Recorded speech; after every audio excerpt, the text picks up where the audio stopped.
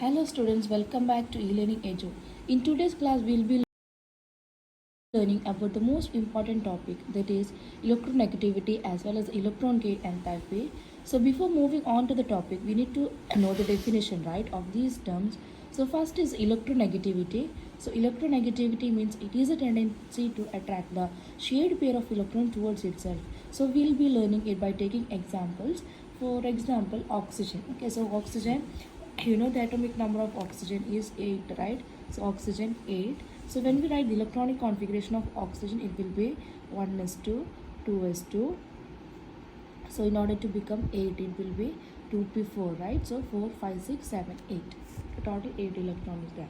So after writing the electronic configuration, just check the number of electrons present in the outermost shell.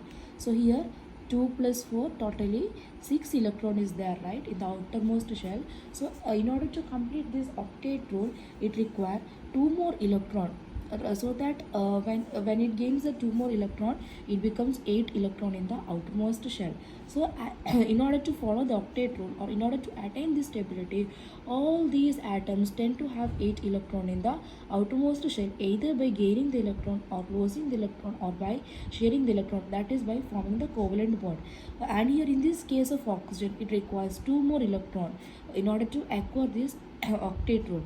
So what will happen, this oxygen will be attracting, right, that is electronegativity. So here the oxygen will be attracting the electron towards itself very tightly, or here it is having 2 electron less, so always it will be having that tendency to accept the 2 electron from any other atom. So here the electron gain enthalpy of, or the electronegativity of oxygen is high.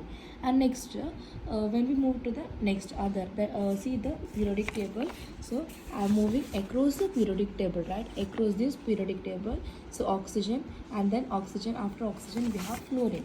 So fluorine, atomic number of fluorine is 9, right? So 9, and when we write the electronic configuration, it will be 1s2, 2s2, and 2p5.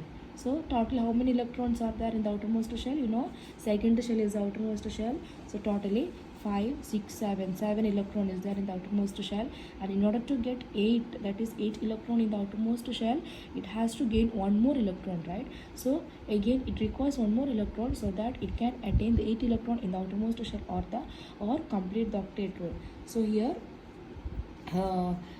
fluorine is having very high electronegativity than that of the oxygen.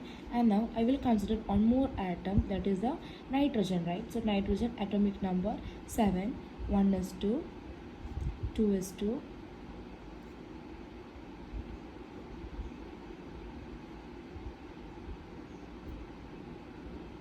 2p3. So totally how much electron is there in the outermost shell? 3 plus 2 is equal to 5, right? So 5 electron is there in the outermost shell. So here in order to become 8, it requires 3 more electron. So when I arrange it in the order, it will be like nitrogen, then oxygen, then fluorine. So here fluorine is having very high electronegativity as we compare it with the oxygen as well as the nitrogen. And when we see these 3 elements, nitrogen is having the least electronegativity and fluorine is having the highest electronegativity. So I hope you have understood the topic. Electronegativity means it is a tendency to attract the shared pair of electron towards itself. See here, as we move across this period, what happens from the lithium to the neon, it is a noble gas, right? The electronegativity increases. So I have given you the 3 examples, right? So you can consider these examples and then understand and study. So here nitrogen, oxygen and fluorine. Nitrogen is having high electronegativity, oxygen is having higher electronegativity than that of nitrogen, and fluorine is having the highest electronegativity. And next to neon. So in the case of neon, the atomic number of neon is 10, right?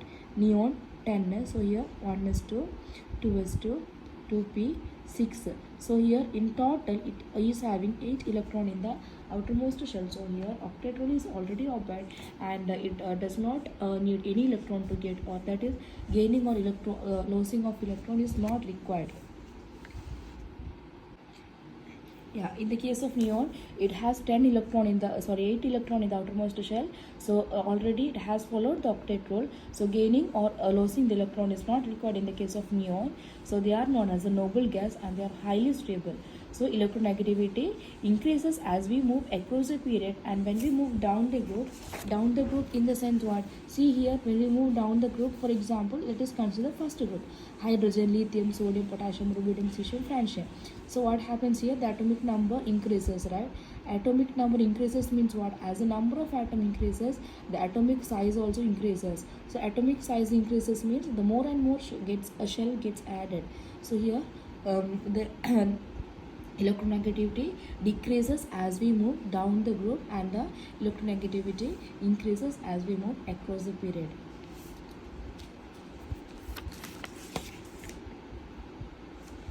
So next is the electron gain enthalpy. So electron gain enthalpy means by the definition, it is the energy released when a gaseous atom accepts electron to convert into anion. So I will I will explain you by giving example.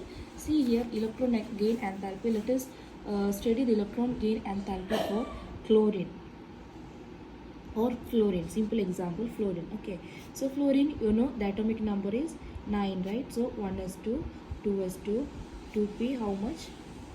5. 2p5, so it requires one more electron to complete the octet role. So electron gain enthalpy means if F is an atom, so F will be, that is a gaseous atom, and F will be gaining on electron. This gaseous atom will be gaining on electron, right? Gaining on electron, so that it becomes anion. Anion in the sense, when an atom gains an electron, when a gaseous atom gains an electron, it becomes a anion. That is, accepting electron means it becomes a anion, that is, it gets the negative charge.